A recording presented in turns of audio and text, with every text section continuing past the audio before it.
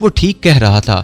ہر agent کے پاس ایک خاص مشن ہوتا ہے، اسے ایک خاص فرض سونپا جاتا ہے جس کو اسے ہر صورت میں بلکہ اپنی جان کی بازی لگا کر بھی نبھانا پڑتا ہے۔ وہ اس مشن سے ادھر ادھر کبھی نہیں ہٹتا۔ کمانڈو جب بدقسمتی سے دشمن کی قید میں چلا جاتا ہے تو یہ اس کا فرض ہوتا ہے کہ وہاں سے فرار ہونے کی کوشش کرے۔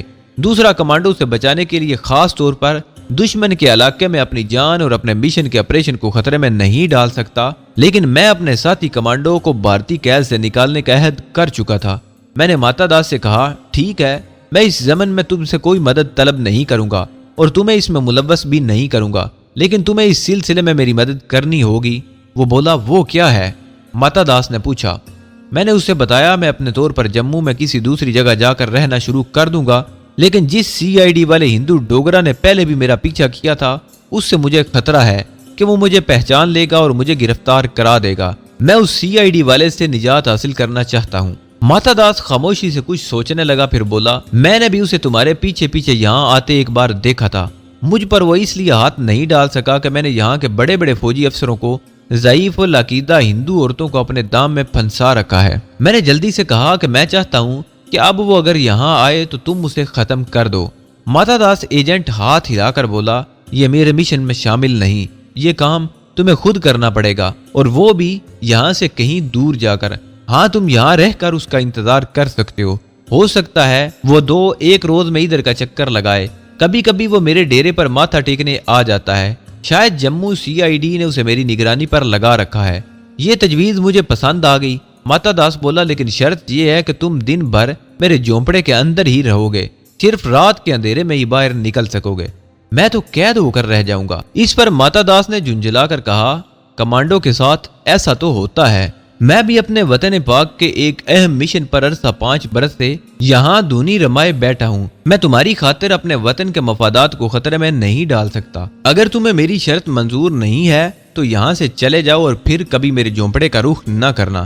میں سمجھ گیا کہ وہ ٹھیک کہہ رہا ہے۔ مجھے اپنا رضاکارانہ مشن بھی عزیز تھا۔ میں اپنے کمانڈو ساتھی کی ہر حالت میں مدد کرنا چاہتا تھا، چنانچہ میں نے اس کی شرط منظور کر لی۔ رات میں نے وہیں جھونپڑے میں بسر کی، دن کو بھی وہیں پڑا رہا۔ یہ تو میرے قید کا دن تھا۔ ماتا داس خود جھونپڑے کے سامنے آسن جما کر بیٹھ گیا۔ کسی کو جھونپڑے میں جانے کی اجازت نہیں تھی۔ اپنے چیلے کو اس نے جنگل میں کوئی خاص قسم کی جڑی بوٹی لانے کو بھیج دیا تھا۔ دن گزر گیا، رات ہوئی تو اس نے جھونپڑے میں آ کر مجھے بتایا کہ CID والا نہیں آیا تھا۔ میں نے مایوس ہو کر سر جھکا لیا۔ اندھیرے میں تھوڑی دیر کو ٹہلنے میں جھونپڑے سے نکل کر باغ کے درختوں میں گیا اور پھر واپس جھونپڑے میں آ گیا۔ تیسرے روز مجھے دوپہر کے وقت باہر سادھو ماتا داس کی کسی سے باتیں کرنے کی آواز سنائی دی۔ مورک، جاؤ، شام کو آ کر ہم سے منگل سوتر لے جانا، نوکری میں تجھے ترقی مل جائے گی۔ سورج غروب ہوا تو ماتا داس نے مجھے جھونپڑے میں آ کر بتایا، ہوشیار ہو جاؤ، CID والا شام کو آنے والا ہے۔ وہ مجھ سے منگل سوتر بنوانا چاہتا ہے، اس کی نوکری کا کوئی چکر چل رہا ہے۔ وہ منگلیک ہے، اس لیے منگل سوتر کے پیچھے پڑا ہے۔ تھوڑی دیر میں وہ آ جائے گا، تم باہر آ کر ایک طرف ہٹ کر بیٹھ جاؤ۔ جب وہ آئے تو اٹھ کر چلے جانا، وہ لازماً تمہارے پیچھے جائے گا۔ باغ کے پیچھے گندے نالے کے نشیب کے پاس ایک اندھا ویران کنواں ہے۔ آگے تم سمجھ گئے ہوگے کہ تمہیں کیا کرنا ہے۔ خبردار، لاش باغ میں یا گندے نالے میں مت پھینکنا، نہیں تو مجھ پر مصیبت نازل ہو جائے گی۔ اب باہر آ جاؤ۔ میں بڑا خوش ہوا اور جھونپڑے سے نکل کر اس رخ سے آلتی پالتی مار کر بیٹھا کہ باغ کا گیٹ مجھے صاف دکھائی دے رہا تھا۔ دن کی روشنی آہستہ آہستہ کم ہوتی گئی۔ سورج نے کشمیر کی پہاڑیوں کے پیچھے اپنا چہرہ چھپا لیا تھا۔ شام کا اندھیرا اپنے پر پھیلا رہا تھا۔ سادھو ماتا داس مجھ سے 4 قدم کے فاصلے پر جھونپڑی کے بالکل سامنے آسن جمائے بیٹھا تھا۔ اس کا کرمنڈل قریب ہی پڑا تھا۔ باغ کے گیٹ میں ایک دبلا پتلا آدمی داخل ہوا۔ وہ جھونپڑے کی طرف آ رہا تھا۔ میں نے اسے ایک ہی نظر میں پہچان لیا، یہ وہی ڈوگرا ہندو CID والا تھا۔ ابھی اس نے مجھے نہیں پہچانا تھا۔ میں نے اپنا چہرہ سیدھا کر لیا۔ اس کے ہاتھوں میں جوں اور گیندے کے پھول تھے۔ قریب پہنچ کر جوں ہی اس کی نظر مجھ پر پڑی تو وہ ٹھٹک کر رہ گیا۔ اب اس نے مجھے بھی پہچان لیا تھا۔ کشمیر کے پل کی تباہی کا یقیناً اسے بھی علم تھا اور میں اس کا سب سے بڑا شکار تھا۔ اس سے پہلے کہ وہ کوئی حرکت کرتا، میں اٹھا اور سادھو ماتا داس کے چرن چھو کر کہا، میں جاتا ہوں مہاراج، میری ارداس بھولیے گا نہیں۔ یہ کہہ کر میں باغ کے عقب میں واقع اندھے کنویں کی طرف چل پڑا۔ کچھ دور چلنے کے بعد میں نے گردن گھما کر پیچھے دیکھا۔ CID والا میرا تعاقب کرتا چلا آ رہا تھا۔ سردی اور شام کا اندھیرا بڑھ جانے کی وجہ سے باغ میں ویرانی سی چھا رہی تھی۔ کہیں کوئی آدمی نظر نہیں آ رہا تھا۔ میں گندے نالے کی طرف سے ہو کر اندھے کنویں کے پیچھے آ گیا اور کنویں کی منڈیر کے پاس اگی ہوئی جھاڑیوں میں چھپ کر بیٹھ گیا۔ تھوڑی دیر میں CID والا بھی وہاں پہنچ گیا۔ وہ بڑی بے چینی سے ادھر ادھر دیکھتے ہوئے مجھے تلاش کر رہا تھا۔ میں چاہتا تھا کہ وہ مزید آگے آ جائے اور پھر حسب خواہش اس CID والے نے چند قدم اٹھائے اور جھک کر اندھے کنویں میں دیکھنے لگا۔ میں جھاڑیوں میں سے نکل کر اس کی طرف لپکا۔ مجھے حملہ آور ہوتے دیکھتے ہی وہ سنبھل کر پیچھے ہٹا اور جیب سے سیٹی نکال کر زور سے بجا دی۔ دوسرے ہی لمحے وہ میرے قابو میں تھا اور 1 سیکنڈ کے بعد اس کی گردن لٹک رہی تھی۔ میں نے اس کی لاش کو اندھے کنویں میں پھینک دیا اور خود باغ کے عقبی گیٹ کی طرف تیز تیز چلنے لگا، جو باغ میں آس پاس ہی منڈلاتے رہا کرتے تھے۔ میں نے پولیس والوں کو اپنی طرف آتے دیکھا تو اپنی چال آہستہ کر لی۔ پولیس والے میرے قریب سے گزر گئے۔ میں عقبی گیٹ میں سے نکل کر باہر سڑک پر آ گیا اور بڑے سکون سے فٹ پاتھ پر پیدل چلنے لگا۔ مجھے معلوم تھا کہ آگے دور جانے کے بعد بائیں جانب نشیب میں ایک مندر آتا ہے، مگر میں وہاں نہیں جانا چاہتا تھا۔ میں چاہتا تھا کہ جموں چھاونی کے کسی مندر میں جا کر اپنا ٹھکانہ نہ بناؤں، کیونکہ چھاونی ہی میں انڈین ایئر فورس کا فوجی ایئرپورٹ اور ان کے دفاتر تھے، اور اس ایئرپورٹ کے علاقے میں کسی جگہ میرے ساتھی کمانڈو نمبر 9 کو قید میں رکھا گیا تھا۔ اب میں بے فکر اور بے خطر تھا۔ جو شخص میرے مشن کو تہس نہس کر سکتا تھا اور مجھے گرفتار کروا کر ہمیشہ کے لیے بھارتی حکومت خانوں کی اذیتوں کے حوالے کر سکتا تھا، اس سے میں نے چھٹکارا حاصل کر لیا تھا۔ مجھے یہ معلوم نہیں تھا کہ انڈین ایئر فورس کا ہوائی اڈہ کس طرف ہے۔ یہ خطرہ میں مول نہیں لینا چاہتا تھا کہ کسی سائیکل رکشہ میں بیٹھوں اور اسے کہوں کہ air force headquarter air force کے ایئرپورٹ کی طرف چلو۔ مجھے بھوک لگ رہی تھی، بازاروں میں روشنیاں ہو گئی تھی۔ اسی بازار میں مجھے آگے جا کر ایک ڈھابا دکھائی دیا۔ ڈھابا وہ ہوٹل ہوتا ہے جہاں صرف سبزی خور ہی کھانا کھاتے ہیں۔ میں جے ماتا وشنو کا نعرہ لگاتے ڈھابے میں داخل ہو کر ایک خالی بینچ پر جا کر بیٹھ گیا۔ ڈھابے کے مالک نے میری آمد پر کوئی پسندیدگی کا اظہار نہ کیا۔ اسے معلوم تھا کہ مجھے مفت میں کھانا کھلانا پڑے گا، لیکن میں نے بینچ پر بیٹھے بیٹھے جلالی آواز میں کہا، ماشا جی، ہم تامل ناڈو کے وشنو بھگت ہیں، بھوجن کریں گے اور بھوجن کے دام بھی ادا کریں گے۔ ڈھابے کا مالک یقیناً اندر سے بہت خوش ہوا ہوگا۔ وہیں گدی پر بیٹھ کر ہاتھ جوڑ کر بولا، مہاراج، ہم تو بھگتوں کے سیوک ہیں۔ میں نے پیٹ بھر کر کھانا کھایا اور بظاہر مالا کا جاپ کرتے ہوئے سوچنے لگا کہ اب مجھے کس طرف کا رخ کرنا چاہیے۔ رات میں کسی ہوٹل میں نہیں بسر کرنا چاہتا تھا اور اب میرے لیے کسی مندر کے اوپر کوئی مناسب جگہ نہیں تھی۔ میں ڈھابے کے مالک سے بھی کسی مندر کے بارے میں نہیں پوچھنا چاہتا تھا، کیونکہ یہ خواہ مخواہ اسے گواہ بنانے والی بات تھی۔ میں نے کھانے کے پیسے ادا کیے اور بازار میں آ گیا۔ میں یوں ہی ایک طرف منہ اٹھا کر چلنے لگا۔ سوچا کہیں نہ کہیں جو کوئی مندر مل جائے گا اسی پر ڈیرا جما لوں گا۔ آگے جا کر مجھے کچھ فاصلے پر ایک درخت میں جھنڈا لگا ہوا دکھائی دیا، جس کے اوپر بجلی کا بلب جل رہا تھا، اور یہ جھنڈا ماتا وشنو دیوی کا تھا۔ قریب پہنچ کر دیکھا تو یہ کافی بڑا مندر تھا۔ مندر سے بھجن کی آواز آ رہی تھی، گھنگرو، چمٹا اور ڈھولک بج رہی تھی۔ میں نے بازو بلند کر کے جے ماتا کا نعرہ لگایا اور مندر میں داخل ہو گیا۔ مندر کے اندرونی دیوار میں شیرا والی ماتا کی مورتی ابھری ہوئی تھی اور سامنے ایک ٹولی بیٹھی بھجن گا رہی تھی۔ میں ماتا کی مورتی کو پرنام کرتے ہوئے چبوترے کے ایک ستون کے پیچھے بیٹھ گیا۔ پجاری مرد اور عورتیں مندر میں آ جا رہی تھیں۔ بھجن کی ٹولی خوب زور لگا کر بھجن گا رہی تھی۔ میں نے اپنے لیے کمبل نہیں خریدا، مجھے سردی لگ رہی تھی۔ میں نے دیکھا کہ چبوترے کے بائیں جانب ایک درخت کے نیچے ایک سمادھی پر چھوٹی سی بارہ دری بنی تھی۔ میں اٹھ کر اس سمادھی کے پاس آ گیا۔ سمادھی کے پاس ہی مٹی سے لپا ہوا ایک چھوٹا سا چبوترا تھا۔ میں نے ادھر ادھر سے خشک پتے اور گری پڑی سوکھی لکڑیاں جمع کی اور اس کا الاؤ جلا کر بیٹھ گیا۔ آگ نے میرے جسم کو گرمی پہنچائی تو میں نے جے ماتا شیرا والی کا نعرہ لگایا اور آسن جما لیا، لیکن میں نے آنکھیں کھول رکھی تھی۔ الاؤ جلتا دیکھ کر مندر سے نکلنے والی ایک عورت میری طرف بڑھی۔ اس کے ہاتھ میں کانسی کی تھالی تھی جس میں پھول اور پھل تھے۔ اس نے میرے سامنے بیٹھ کر ماتھا ٹیکا اور میرے چرنوں میں کچھ پھل رکھ کر ہاتھ باندھ کر نمسکار کیا اور واپس چلی گئی۔ اب ایسا ہوا کہ جو کوئی مندر سے نکلتا میری طرف آتا، ماتھا ٹیکتا، کوئی چرن چھوتا، میں ہاتھ اٹھا کر انہیں آشیرواد دیتا اور وہ میرے چرنوں میں پھل پھول رکھ کر چلا جاتا۔ تھوڑی دیر بعد میرے آگے کافی پھل پھول جمع ہو گئے۔ ایک پجاری کہیں سے لکڑی کا بہت بڑا گنبد اٹھا لایا اور اسے الاؤ میں رکھ دیا۔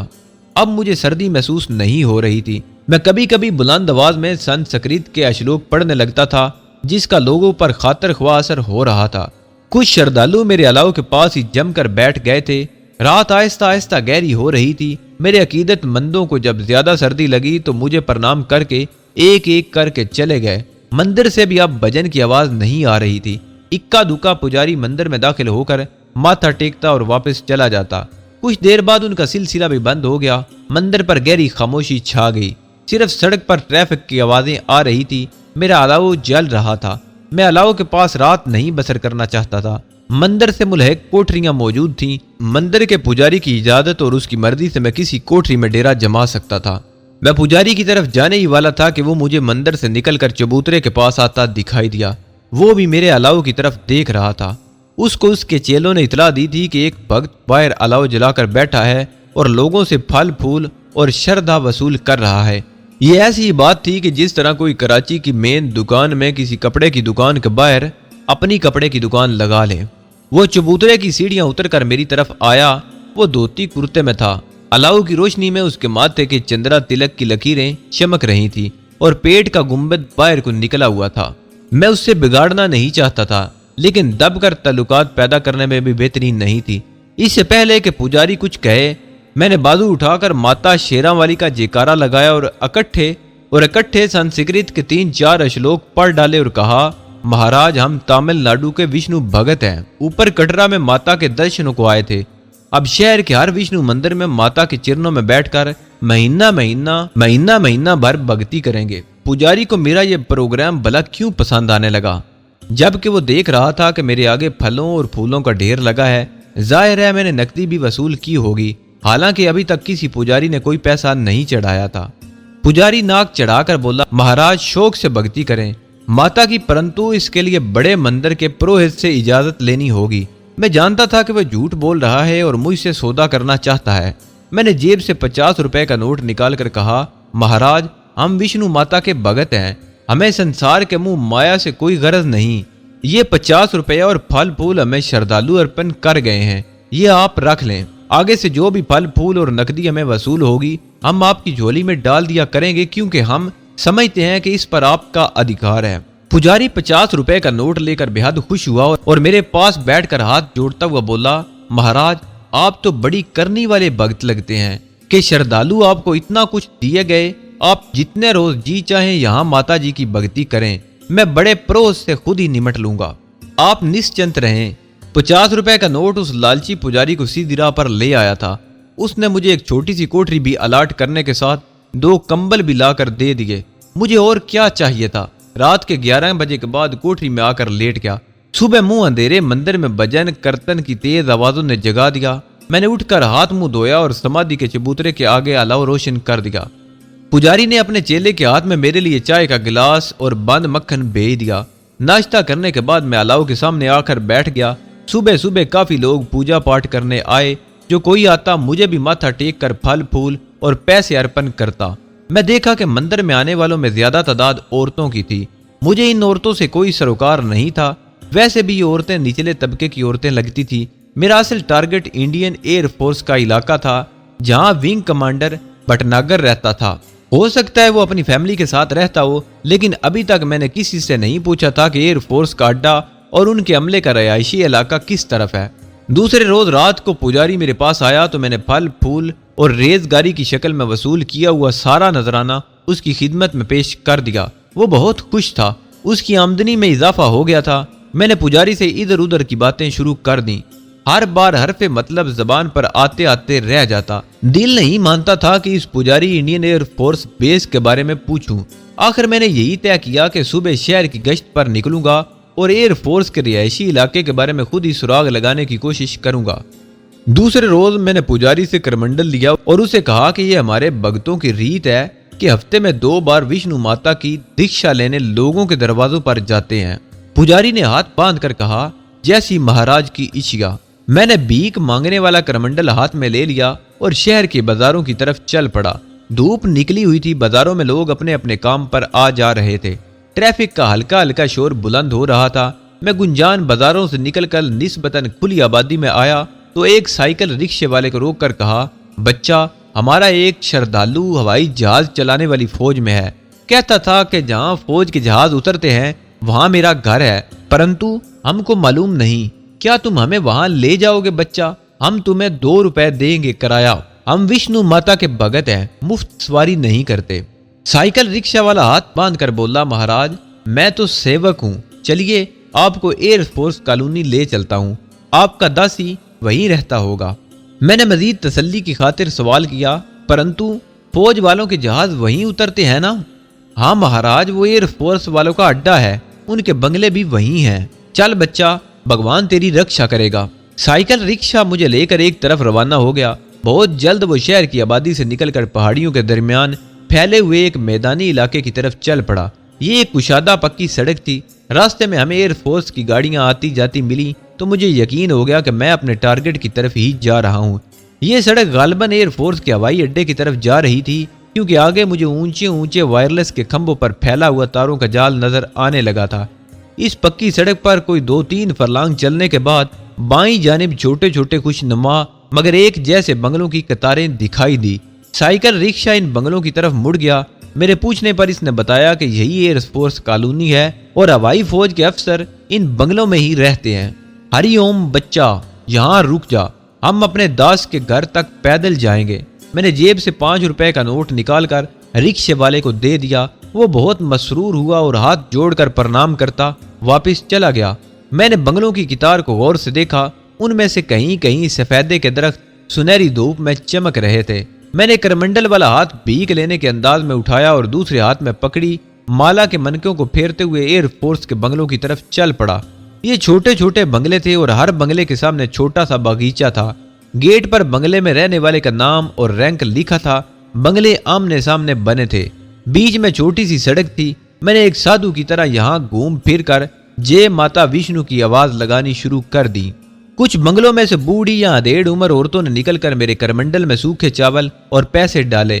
میں نے ایک ایک بنگلے کی نیم پلیٹ پڑھ لی۔ یہ نیم پلیٹیں ہندی میں بھی لکھی ہوئی تھی اور انگریزی میں بھی۔ ان میں کہیں بھی ونگ کمانڈر بٹناگر کے نام کی تختی نہیں تھی۔ مجھے سخت مایوسی ہوئی۔ میں اس بلاک سے نکل آیا۔ ذرا فاصلے پر ایک پارک تھا جہاں کچھ بچے کھیل رہے تھے۔ اس پارک کے عقب میں بھی اسی قسم کے بنگلے والی کالونی نظر آ رہی تھی۔ میں اس کالونی میں آ گیا۔ بنگلوں کی قطاروں کے بیچ والی سڑک کچی تھی۔ یہاں سے گزرتے ہوئے میں کن انکھیوں سے نام کی تختیاں پڑھتا جا رہا تھا۔ یہ سب انڈین ایئر فورس کے آفیسر کے بنگلے تھے۔ قطار کے آخر میں بنگلے کی تختی پڑھ کر رک گیا۔ اس تختی پر ونگ کمانڈر کے بٹناگر لکھا تھا۔